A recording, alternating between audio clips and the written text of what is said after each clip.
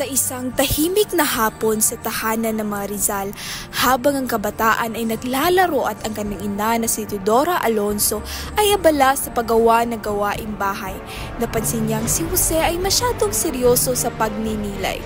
Sa pagkakataong iyon, pinili niyang ibahagi sa kanyang anak ang isang kwento na magbibigay gabay sa kanya habang siya ay lumalaki. Jose, alam mo ba ang kwento na gamo-gamo? Hindi po, Inay. Ano po iyon? Ang gamo-gamo, anak, ay isang insekto na lumilipad sa liwanag. Kaya nagtatapos ang kanyang buhay sa pagkasunog dahil sa matinding pagputok sa liwanag. Pero, bakit hindi po siya natatakot, Inay? Kung nakikita niyang nasusunog siya, bakit hindi po siya tumigil? Ang gamo-gamo, anak, ay nagsisilbing aral na kung minsan ang liwanag o ang mga pangarap natin ay nagdadala ng pagsubok at sakripisyo. Kung hindi natin gagamitin sa tama ang ating mga pangarap, maaaring tayo ay mawala sa direksyon. Pero kung gagamitin natin sa tama ang ating mga pangarap, maaaring tayo ay magbigay ng liwanag gaya ng mga bituin sa kalangitan. Kaya pala. Gusto ko pong maging katulad ng mga bituin na nagbibigay liwanag sa gabi, Inay. At sana'y magtulungan tayo na maging gabay sa isa't isa, maging matalino sa desisyon, huwag maging bulag sa kagandahan ng liwanag. Opo, Inay. Susundin ko po ang iyong mga payo. Ang buhay ay puno ng pagsubok, Jose. Kung tayo ay magtutulungan at maging gabay sa isa't isa, maaaring matulungan natin ang iba. Salamat po, Inay. Hindi ko po ito malilimutan. Sana'y laging maging gabay ang iyong mga pangarap, Jose. Ang liwanag po ng pangarap ay magiging gabay ko sa buhay.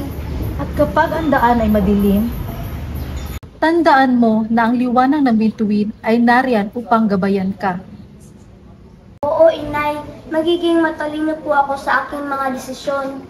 Ang tunay na liwanag, Jose, ay hindi lamang makikita sa mata, kundi sa puso.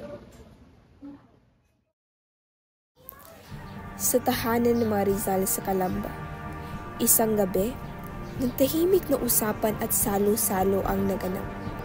Ang bawat membro ng pamilya ay naroon, pinakikinggan ang mga pangarap ni Jose, at nagbigay ng kanilang mga payo sa kanyang mga plano. Ang gabi ay puno ng pagmamahal at suporta.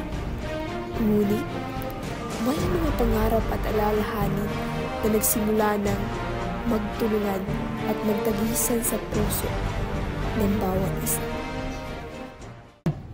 Jose, anak, napakalayo na ng narating ng iyong pag-aaral. Ngunit, lagi mo tatandaan na ang pinakamalaga ay ang Diyos at ang ating pamilya. Ang mahalaga, Jose, ay huwag kang mawala sa tamang landas. El sacrificio por la verdad, siempre vale la pena. Ama, Inay, ang ginawa kong ito ay hindi lang para sa akin. Gusto kong makatulong sa lahat ng Pilipinong nagdurusa. Jose, tama ang iyong hangarin. Ngunit, tandaan mo ang landas na ito ay puno ng panganib. Kuya, bakit kailangan ipagsapalaran mo ang lahat? Hindi ba sapat ang iyong kaalaman upang magturo ng kapayapaan? Jose, hanga ako sa iyong tapang. Ngunit paano kami? Paano ang ating pamilya kapag nawala ka? Kuya, ang iyong mga salita ay makapangyarihan, ngunit huwag mo hayaang masaktan ang ating pamilya nang dahil sa iyong mga ideya. Kuya, ano ba talaga ang nais mong mangyari? Naintindihan mo ba kung gaano kabigat ang dala nito para sa ating lahat? Kuya, huwag kang umalis. Lagi mo na lang kami iniiwan. Jose, kahit hindi ko naunawaan ang iyong mga plano, naniniwala akong malaki ang iyong magagawa. Lahat kayo ay mahalaga sa akin, ngunit ang ating bayan ay naghihirap. Ang liwanag ng ating kalayaan ay nasa kamalayang Pilipino. Para el pueblo, todo sakripisyo es poco. Jose, anak, lagi mo tatandaan ang kwento ng gamo-gamo. Ang liwanag ay magiging mapanganib kung hindi mo ito gagamitin sa tama. Jose, kung nais mong umalis, narito lamang kami. Ngunit alalahanin mo, hindi lahat ng laban ay dapat mong pasukin. Jose, ang aming suporta ay palaging nasa iyo, ngunit mag-ingat ka. Ang buhay ay hindi laging patas sa taong nagtatanggol ng katotohanan. Hindi ko malilimutan ang inyong mga salita. Salamat po. Sa tulong ni Pasiano, umalis si Jose patungong Europa upang mag-aral at magtanim ng ideya ng kalayaan para sa bayan. Kuya, salamat sa tiwala. Hindi ko ito magagawa kung wala ka. Jose, lagi mong tandaan, ang lahat ng ito ay para sa bayan. Huwag kang magpadala sa takot, ngunit alagaan mo ang iyong sarili. Oo kuya, hindi ako susuko. Hindi ko kayang magtiis na patuloy na paghihirap ng ating mga kababayan. Alam ko, Jose, kaya dapat mong tandaan na ang bawat hakbang ay may kaakibat na panganib. Ang hirap na ito kuya ay malalampasan ko. Ito ang aking tungkulin. Kung hindi ko ito gagawin, sino pa? Mag-ingat ka, Jose. Palaging alalahanin ang pamilya. Narito lang kami kahit malayo ka. Salamat kuya. Gagawin ko itong lahat para sa kalayaan ng ating bayan. Mag-ingat ka, Jose.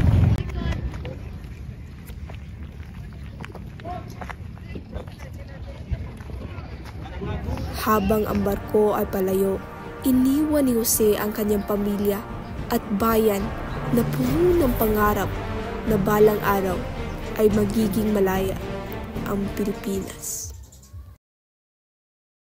Matapos ang ilang taon sa Europa at matapos maisulat ang aklat na Noli Me Tangere at El Filibusterismo, bumalik si Jose Rizal sa Pilipinas. Ngunit ang kanyang pabalik ay nagdulot ng magkahalong emosyon sa kanyang pamilya. Ang kanilang pagmamahal at suporta ay sabayang iniiwasan ng takot at pangamba. Dahil alam nila na ang mga sinulat ni Jose ay nagbigay ng banta sa kanyang kaligtasan. Ang buong pamilya ay nagtipon upang mag-usap ukol sa mga panganib na dulot ng kanyang misyon.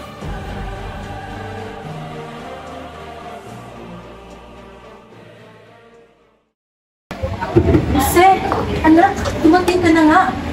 Ang puso ko ay puno ng takot. Ngunit ang iyong isinulat ay maaaring magbigay sa iyo ng kalayaan. Ngunit maaaring magbigay din ito sa iyo ng pagkawasak. Ang ating bayan ay naghihirap at ang iyong misyon ay magbibigay ng liwanag. Pero ang liwanag ay kadalasan nakakaakit ng panganib. Alam mo ba ang mga sakripisyong dala ng bawat hakbang mo, Jose? Alam ko po, Ama, hindi ko maiiwasan. Kung hindi ko ito gagawin, sino ang gagawa? Ang mga Pilipino ay patuloy na naghihirap. Hindi ko kayang kalampasin ang pagkakataong magbigay ng pag-asa. Jose, hindi ba't ang pagbabalik mo ang magbibigay ng mas maraming panganib? Hindi ba't nalalaman mo ang mga posibleng mangyayari sa iyo? Lalo na't ang mga otoridad ay galit na galit sa iyo dahil sa mga isinulat mo. Kuya, ang aking ideya ay hindi para sa sariling pakinabang. Wala akong ibang hangarin kundi ang mapausbong ang kalayaan ng ating Pilipinas. Kung ang aking ideya ay nagdulot ng panganib, handa akong igalay ang aking buhay. Kuya Jose, hindi mo ba nakikita? Ang mga otoridad ay nag-iingat para sa iyo. Malaki ang banta ng iyong buhay. Ang iyong mga akda ang pinagsimulan ng apoy sa puso ng mga tao. Pero maaari din itong magdulot ng sunog na siyang maging dahilan ng iyong pagkamatay. Huwag kayong matakot. Sana'y magtiwala kayo. Hindi ko ito ginawa upang magdulot ng sakripisyo sa inyo, kundi para baguhin ang kalagayan ng ating bansa. Jose, hindi ba sapat yung mga ideya? Huwag mong gawing martir yung sarili. Paano kami kung mawala ka? Kung mamatay ka, paano kami? Ang buhay ko ay para sa ating bayan, Olympia. Ang pagkawala ko ay hindi ang katapusan. Ang ating bayan ay magising at magsimula silang magtutulungan para sa ating kalayaan. Sa bawat akbang ko, kasama ko kayo. Kuya, ramdam namin ang bigat ng iyong misyon. Ngunit hindi lahat ng sakripisyo ay magaan. Kailangan mo ba talagang ipagpatuloy ito? Ang aking mga pangarap ay hindi lang para sa akin, kundi para sa lahat. Kung ang aking buhay ay nagbigay liwanag sa lahat, handa akong ialay ito. Kuya, bakit ba kailangan mong ipagsapalaran lahat ng ito? Hindi ba't sapat na iyong mga sinulat upang magbigay ng pagbabago? Ang mga akda ko ay simula lamang. Ang tunay na pagbabago ay mangyayari sa pamamagitan ng bawat kilos ng isa't isa. Anak, kung ipagpatuloy mo ang iyong misyon, maging handa ka sa mga pagsubok. Naway magtagumpay ka, ngunit ang puso ko ay nagdarasal para sa iyong kaligtasan. Jose, tanggapin mo man o hindi, ang landas na tinahak mo ay puno ng mga pagsubok. Ngunit kami ay maging maligaya na makita kang buo at ligtas. Ang aking landas ay para sa aking kalayaan. Hindi ko kayo pababayaan. Tayo ay magtutulungan para sa kalayaan ng Pilipinas. Dahil sa akusasyon ng sedisyon, inaresto si Jose Rizal at dinala sa Fort Santiago.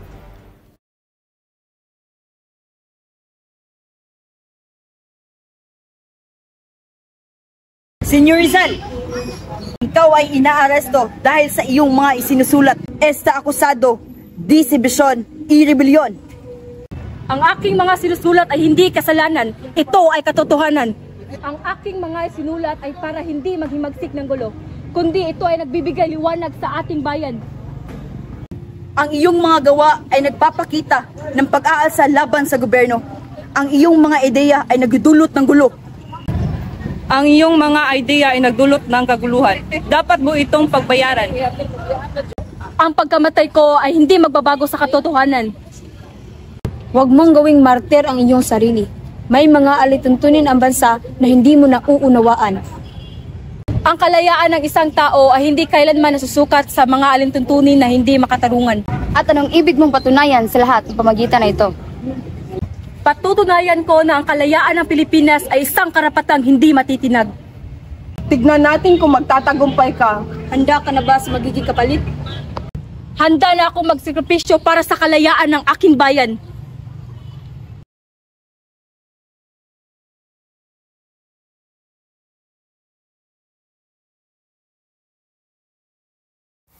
Sa kabila ng akusasyong sedisyon at rebellion, si Jose Rizal ay dinala sa hukuman. Dito siya ay hinatulan ng mga Kastilang otoridad na nagsisilbing tanda ng wakas ng kanyang laban. Ang mga paratang laban sa kanya ay hindi nasusustento. Ngunit ang kanyang mga salita at aksyon ay nabukas ng mga mata ng mga Pilipino. Senyor Rizal, paano mo ipagtatanggol ang iyong sarili laban sa mga paratang sedisyon at rebelyon? Ang tanging kasalanan ko lang, senyor, ay magsalita ng katotohanan. Hindi ako lumaban para sa pamalaan, kundi para sa katiwalian. Ang iyong mga isinulat, Senyor Rizal, ay nagbibigay alab ng damdamin sa mga tao, at ang iyong mga akda ay nagbibigay ng kahimagsikan. Ang akda ko ay para sa kapakanan ng ating bayan, upang magising ang mga Pilipino sa kanilang pagkakahimpin. Pero ang iyong mga ideya ay nagdulot ng kaguluhan. Ang iyong mga katha ay tinulungan ang mga revolusyonaryo upang mag-alsa laban sa mga otoridad. Hindi ko kontrolado ang reaksyon ng mga tao sa aking mga sinulat. Ang mga Pilipino ay may mga mata upang makita ang katotohanan at may mga puso upang sumikap para sa kanilang kalayaan. Senyor Rizal ay isang doktor, isang manunulat at isang guro. Hindi siya isang kriminal. Ang kanyang mga intensyon ay para sa kapakanan ng nakararami. Ang aking mga sinusulat na salita ay hindi kasalanan. Sila ay ginigiit lamang upang ang Pilipinas ay magkaroon ng katarungan at hindi kasalanan. Ngunit, Senyor Rizal, ang iyong mga gawa ay nagdudulot ito ng kaguluhan. Paano mo ito maipaliwanag sa mga armadong revolusyonaryo? Ang armadong paglaban ay isang huling hakbang. Ang mga ideya ko ay nagsimula sa pahina ng aklat, hindi sa mga armas. Sa kabila ng iyong paliwanag, ikaw ay hahatulan ng kamatayan. Ang aking kamatayan ay hindi ang wakas, kundi ito ang panibagong simula. Bago ang kanyang kamatayan, dinalaw si Jose Rizal ng kanyang ina sa kulungan. Sa mga huling sandali ng kanyang buhay, ipinakita ni Teodora Alonso ang kanyang walang hanggang pagmamahal at pagpapatawad at nagpapaalala kay Jose ng mga aral na itinuro niya sa kanyang pagkabata. Anak, pinagmamalaki kita, ipagdarasal kita. Inay, huwag kang mag-alala. Ang sakripisyong ito ay para sa bayan. Masakit man ito para sa akin, anak, ngunit naiintindihan ko ang iyong layunin. Salamat, Inay. Ang iyong pagmamahal ang nabigay sa akin ng lakas. Sa bagong bayan, si Jose Rizal ay dinala upang pagbayaran ng kanyang buhay Ang kanyang huling sandali ay magbibigay daan sa pagsilang ng bagong Pilipinas. Sa kanyang huling sandali, ipinaabot niya ang isang mensahe ng pag-ibig at pag-asa para sa kanyang mga kababayan. Pipalan! Apuntar!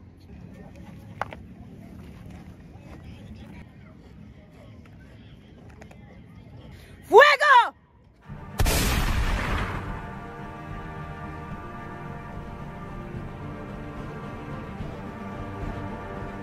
Ang buhay ni Jose Rizal ay isang patunay na ang tapang at sakripisyo ng isang tao ay maaaring magbukas ng pinto para sa isang bagong kinabukasan. At habang ang kanyang katawan ay pumanaw, ang kanyang mga ideya, kanyang pagmamahal sa bayan ay patuloy na magbubukas ng bagong pinto ng kalayaan para sa ating